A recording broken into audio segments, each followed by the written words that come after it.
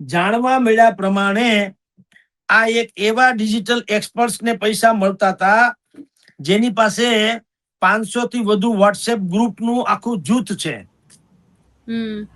અને એને પૈસા એના મળતા કે એને ડીપ ફેક વિડીયો બનાવવાનો, એટલે ખોટો AI જનરેટેડ, બરાબર. ધારો કે એને ખોટો, હું ખુદ અત્યારે તમારી સામે પત્રકાર તરીકે બોલું છું, પણ AI દ્વારા એવો જનરેટ કરવામાં આવે કે હું કોઈ એક પક્ષની યા તો ફેવર કરું યા એની અનફેવર કરું. આવું AI જનરેટેડ થઈ આર્ટિફિશિયલ ઇન્ટેલિજન્સ દ્વારા.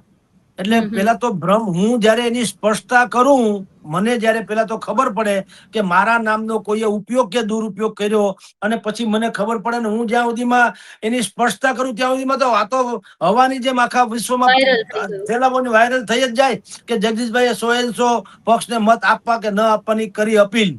તમને ખબર હોય તો વચ્ચે જે દિવસે આપણી ઉપર તથાકથિત આક્ષેપ સાથે આફત આવી હતી, તો કેટલાય મારા નામે એવડી પાર્ટી જેવું અહીં લખેલું હોય ને હું જગદીશ મહેતા બહુ ભીમાં છું, મને પૈસા મોકલો વગેરે વગેરે. હવે આપને ખબર ન હોય લશ્કર ક્યાં લડે તો આવ્યું હતું ને, એવું હવે અત્યારે ચૂંટણીમાં થઈ રહ્યું છે, ખાસ કરીને રાજકોટમાં વિશેષ, સુરત અને રાજકોટ.